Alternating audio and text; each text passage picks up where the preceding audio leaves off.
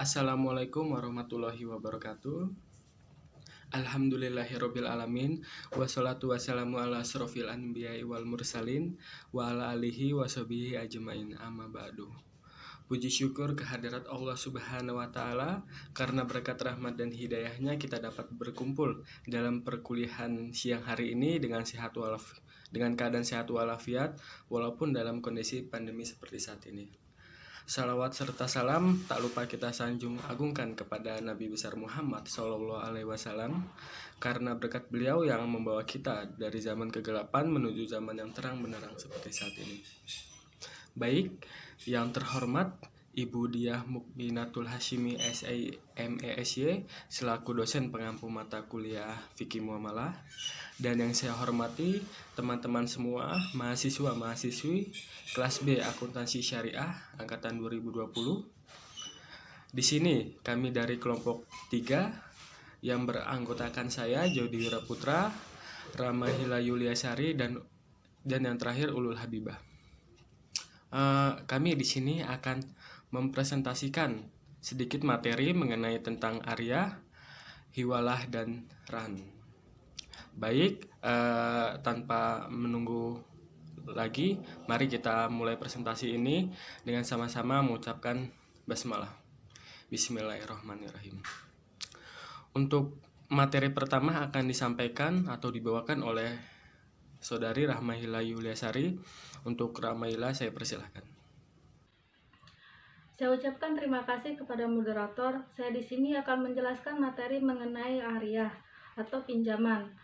Pengertian Arya, menurut etimologi atau bahasa, kata Arya berasal dari kata ta'awuru yang artinya saling menukar dan mengganti, yakni dalam tradisi pinjam-meminjam.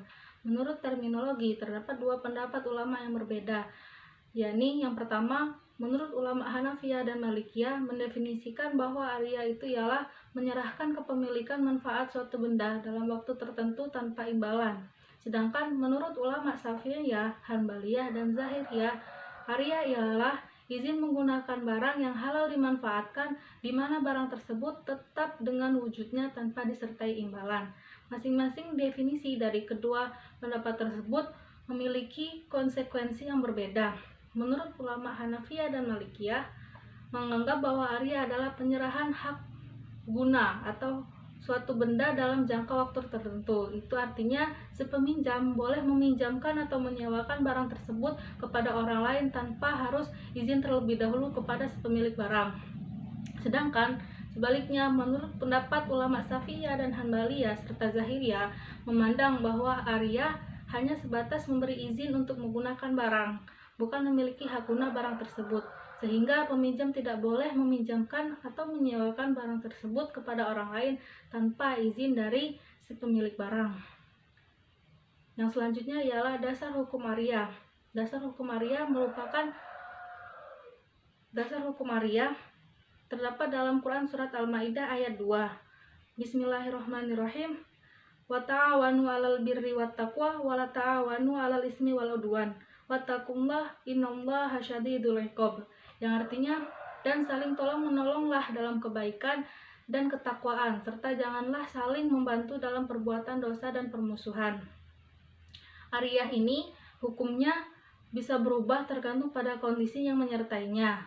Meminjamkan barang bisa menjadi sunnah hukumnya apabila si mustair atau peminjam merasakan manfaat dari pinjaman tersebut dan tidak menimbulkan mudarat bagi pemilik barang atau muair. Ditambah, si peminjam tidak menggunakan barang pinjaman tersebut untuk berbuat maksiat atau hal-hal yang mengarah kepada yang makruh. Dan meminjam barang bisa menjadi wajib jika peminjam dalam keadaan darurat, sedangkan si pemilik barang tidak mendapatkan kemudaratan atau tidak mendapatkan masalah jika meminjamkannya. Contohnya, pada saat cuaca dingin, ada seseorang yang tidak menggunakan busana atau hanya menggunakan pakaian seadanya, sehingga merasa kedinginan. Maka jika ada orang yang bisa meminjamkan baju untuknya, hukumnya menjadi wajib, karena orang tersebut bisa saja meninggal atau terkena penyakit seandainya tidak dipinjami baju oleh siapapun. Dan Arya juga bisa menjadi haram jika dampak pada perbuatan tersebut dilarang dalam agama. Yang selanjutnya ialah rukun dan syarat ariyah. Rukun dan syarat ariyah memiliki berbeda-beda pendapat bagi setiap para ulama. Yang pertama yaitu menurut pendapat ulama Hanafiyah, rukun ariyah cuma hanya satu, yakni ijab dan qabul. Tidak wajib diucapkan, tetapi cukup dengan menyerahkan barang pemilik sebagai pinjaman yang dipinjam dan boleh hukum ijab qabul tersebut diucapkan. Dan yang kedua, menurut ulama Syafi'iyah, rukun dan syarat ariyah adalah sebagai berikut. Yang pertama, kalimat mengutangkan atau lafaz ijab qabul, seperti ucapan saya utangkan benda ini kepada kamu, dan yang menerima barang berkata saya mengaku berutang kepada kamu. Syarat benda sama halnya dalam jual beli. Yang kedua yaitu ada mu'ir atau orang yang mengutang, dan mustair orang yang menerima utang. Syair dan mu'ir syaratnya ialah yang pertama baligh, yang kedua berakal, dan yang ketiga orang tersebut tidak dimahjur atau tidak sah apabila orang yang melakukan transaksi ariyah dilakukan oleh orang yang berada dalam perlindungan seperti orang pemboros.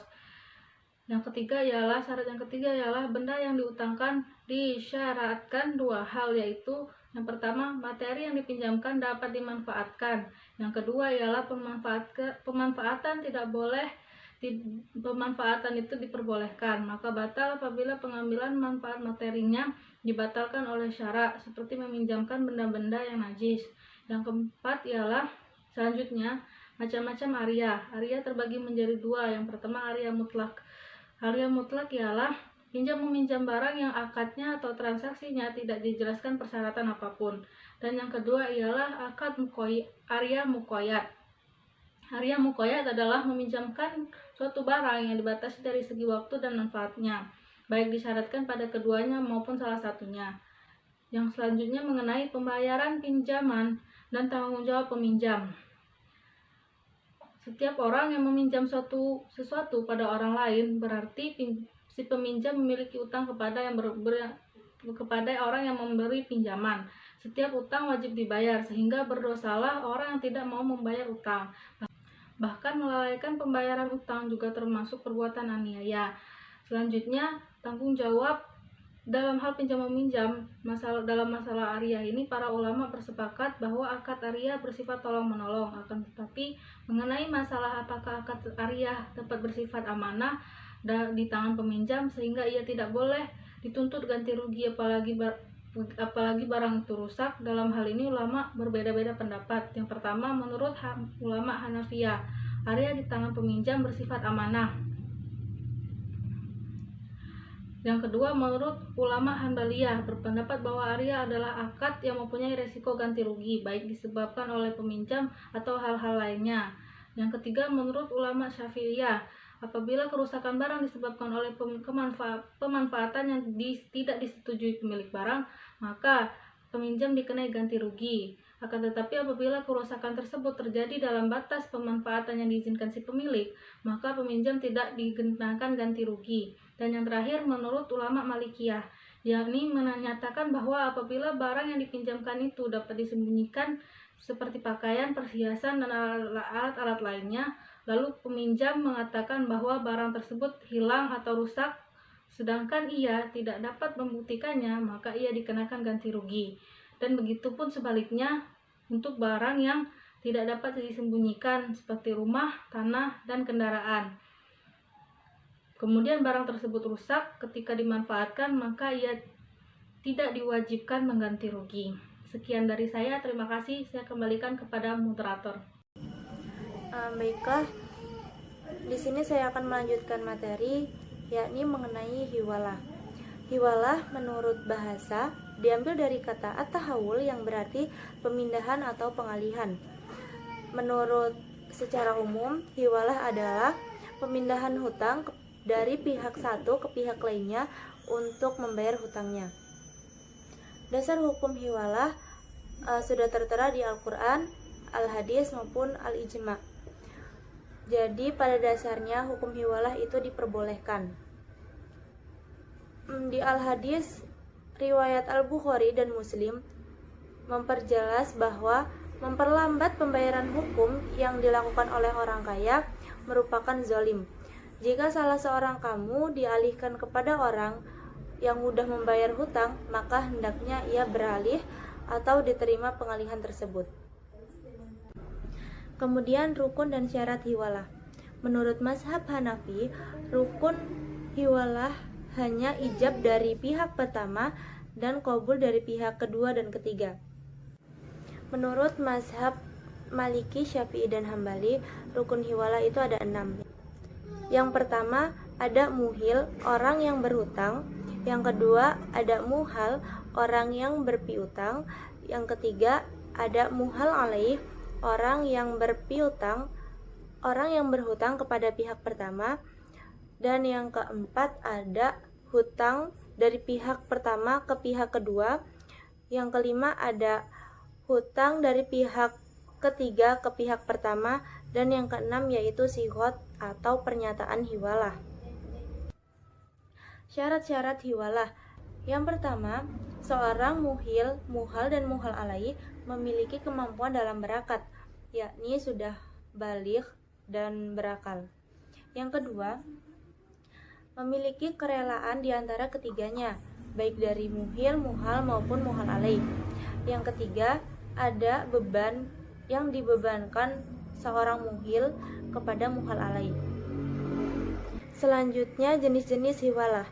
Hiwalah yang pertama yakni hiwalah mutlaqah, yaitu pengalihan hutang tanpa didasari adanya pihak ketiga. Yang kedua muqayyadah, yakni jika muhil mengalihkan hak penagihan kepada muhal alaih karena yang terakhir berpiutang itu kepada muhal. Maksudnya adalah muqayyadah ini menggunakan pihak ketiga. Dan dari segi objeknya itu dibagi menjadi 2. Yang pertama hak, yaitu pengalihan piutang, dan yang kedua dayan, yaitu pengalihan hutang. Yang terakhir yakni berakhirnya hiwalah disebabkan oleh beberapa faktor. Yang pertama karena dibatalkan, dan yang kedua karena hilangnya hak muhal alaih untuk melaksanakan hiwalah, disebabkan karena bangkrut atau si muhal alaih ini ingkar pada akad tersebut. Yang ketiga, jika muhal alaih sudah melaksanakan kewajiban hiwalah. Dan yang keempat, jika muhal menyedekahkan hartanya kepada muhal alaih. Dan yang kelima, jika muhal sudah menghapus pembayaran hutang tersebut. Baiklah, terima kasih. Cukup sekian penjelasan dari saya. Saya kembalikan kepada moderator. Baik, untuk materi selanjutnya mengenai rahan akan disampaikan oleh saya sendiri. Untuk pengertian rahan, menurut bahasa, ar-rahan berarti tetap dan lestari, seperti juga dinamakan al-hasabu, artinya penahanan. Begitupun dikatakan nikmatun rohinah, artinya karunia yang tetap. Dan lestari ar-rahnu juga berarti al-subut dan al-habs, yaitu penetapan dan penahanan. Gadai atau dalam bahasa Arab, rahan menurut arti bahasa berasal dari kata rahana rahanan yang sinonimnya sabasa yang artinya tetap, di mana yang artinya kekal atau langgeng. Habasa yang artinya menahan, sedangkan dalam dunia perbankan syariah biasa disebut dengan anggunan dan jaminan. Anggunan adalah jaminan tambahan baik berupa benda bergerak, menerima, maupun tidak bergerak yang diserahkan oleh pemilik anggunan kepada bank syariah, guna menjamin pelunasan kewajiban nasabah penerima fasilitas. Dari ketentuan pasal 1 angka 26 tersebut terdapat 2 istilah, yaitu anggunan dan jaminan. Sehingga dapat disimpulkan, gadai adalah menjadikan suatu benda itu berharga sebagai jaminan, sebagai tanggungan utang berdasarkan perjanjian atau akad antara orang yang memiliki hutang dengan pihak yang memberi hutang. Dasar hukum rahan. Gadai ialah perjanjian akad pinjam-meminjam barang dengan menyerahkan barang sebagai tanggungan hutang, menyerahkan barang sebagai tanggungan hutang. Perjanjian gadai itu dibenarkan oleh Islam berdasarkan Quran Surat Al-Baqarah ayat 283, yang artinya, apabila kamu dalam perjalanan dan bermuamalah tidak secara tunai, sedang kamu tidak memperoleh seorang penulis, hendaklah ada barang yang dipegang. Dan menurut As-Sunnah, dari Siti Aisyah radhiyallahu anhu bahwa Rasulullah Shallallahu alaihi wasallam bersabda, pernah membeli makanan dengan baju besi. Hadis riwayat Bukhari dan Muslim. Dari ayat dan hadis di atas dijelaskan bahwa gadai hukumnya boleh baik-baik bagi orang yang perjalanan atau tinggal di rumah. Rukun dan syarat rahan. Rukun rahan. Para ulama fikih berbeda pendapat dalam menetapkan hukum rukun raham, namun bila digabungkan menurut jumhur ulama, rahan ada 5. Yang pertama, rahin, orang yang menggadaikan. Yang kedua, murtahin, orang yang menerima gadai. Dan yang ketiga, marhun, atau objek atau barang gadainya. Yang keempat, marhun bih, atau hutang. Dan yang kelima, sigat, yaitu ijab kabul. Syarat-syarat rahan. Para alim fikih mengemukakan syarat-syarat arahan sesuai dengan rukun arahan itu sendiri, yaitu 1. Para pihak dalam pembiayaan rahan. Para pihak yang melakukan akad rahan harus cakap bertindak bertindak menurut hukum. Dan kedua, adanya kesepakatan atau ijab kabul. Yang ketiga, marhun bih atau utang. Utang atau marhun bih wajib dibayarkan kembali oleh debitur atau rahin kepada kreditur atau murtahin. Utang boleh dilunasi dengan anggunan dan hutang harus jelas serta tertentu, dapat dikuantifikasikan atau dihitung jumlahnya. Dan yang keempat, marhun, adanya barang. Pengambilan manfaat barang gadai. Dalam pemanfaatan barang gadai, para ulama berbeda pendapat. Di antaranya, ulama Hanafiyah membolehkannya, sebab membolehkannya adalah apabila orang yang berhutang tidak mampu melunasi hutangnya, barulah ia boleh menjual barang itu untuk melunasi piutangnya. Dan apabila ada kelebihan dalam penjualan, maka wajib dikembalikan kepada pemilik. Sedangkan ulama Hambali, Maliki, dan Syafi'i tidak membolehkan, sebab apabila barang jaminan itu dimanfaatkan pemegang anggunan, maka hal tersebut masuk dalam kategori riba yang dilarang oleh syara. Riba dan gadai. Perjanjian gadai pada dasarnya adalah perjanjian utang piutang. Hanya saja dalam gadai ada jaminannya. Riba akan terjadi dalam memberikan tambahan gadai yang ditentukan. Misalnya, rahin harus memberikan tambahan kepada murtahin ketika membayar utangnya, atau ketika akad gadai ditentukan syarat-syarat, kemudian syarat tersebut dilaksanakan. Bila rahin tidak mampu membayar hutangnya hingga waktu yang telah ditentukan, kemudian rahin menjual marhun dengan tidak mengembalikan kelebihan harga marhun pada rahin, maka di sini telah berlaku terjadinya riba. Berakhirnya akad rahan. Berakhirnya akad rahan atau gadai adalah karena hal-hal berikut. Yang pertama, barang telah diserahkan kembali kepada pemiliknya. Yang kedua, rahin atau penggadai membayar hutangnya. Dan yang ketiga, dijual secara paksa. Maksudnya yaitu, apabila hutang telah jatuh tempo dan rahin tidak mampu melunasi, maka atas permintaan hakim, rahin bisa menjual bor atau barang gadaian. Apabila rahin tidak mau menjual hartanya, maka hakim yang menjualnya untuk melunasi hutangnya rahin. Dengan telah dilunasinya hutang tersebut, maka akad gadai telah berakhir. Pembatalan hutang dengan cara apapun sekalipun dengan pembinaan oleh murtahin.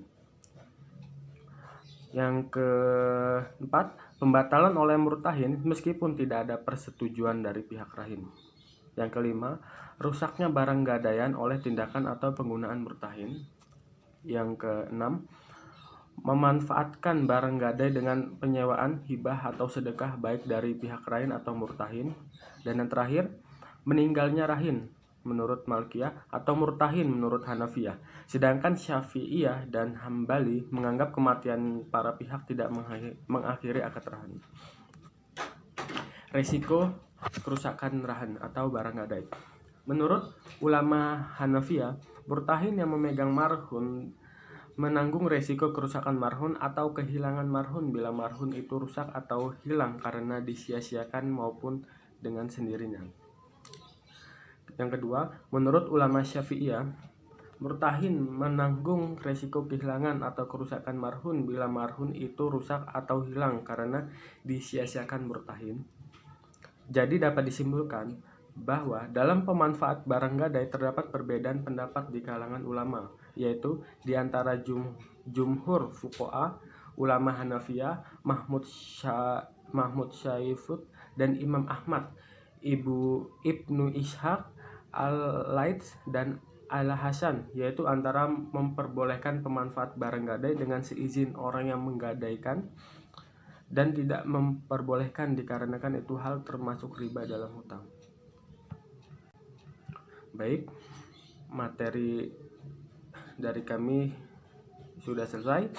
Untuk kesimpulan bahwa yang pertama, ariyah ialah memberikan manfaat sesuatu yang halal kepada yang lain untuk diambil manfaatnya dengan tidak merusak zatnya agar zat barang itu dapat dikembalikan.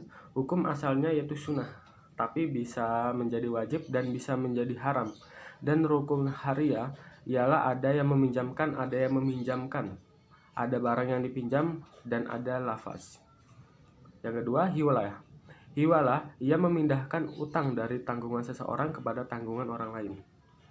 Hukum hiwalah dibenarkan dalam Islam sebagaimana sabda Nabi di atas. Dan rukun hiwalah yaitu orang pertama, orang kedua, orang ketiga, ada hutang pihak pertama kepada pihak kedua, ada hutang pihak ketiga kepada pihak pertama, dan adanya sigap. Yang keempat, gadai atau rahan. Ran adalah menjadikan suatu benda itu berharga sebagai jaminan, sebagai tanggungan utang berdasarkan perjanjian atau akad antara orang yang memiliki hutang dengan pihak yang memberi hutang.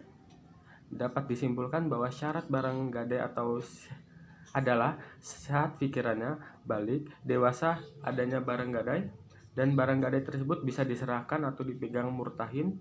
Rukun dari gadai adalah rahin, murtahin, barok akad, dan hutang yang dimiliki. Baik, sampai di situ penjelasan materi dari kelompok kami. Bila ada yang ingin ditanyakan, kami persilakan. Saya ucapkan terima kasih kepada Ibu Diah Mukminatul Hasyimi, SIME dan teman-teman semua yang sudah mau ikut berdiskusi mengenai materi yang kami sampaikan. Kami segenap kelompok 3 memohon maaf bila ada tutur kata yang salah maupun dalam penyampaian materinya kurang jelas, dan kami mohon ampun kepada Allah Subhanahu wa Ta'ala. Baik, kita tutup presentasi hari ini dengan sama-sama mengucapkan hamdalah. Alhamdulillahirabbil alamin. Saya tutup.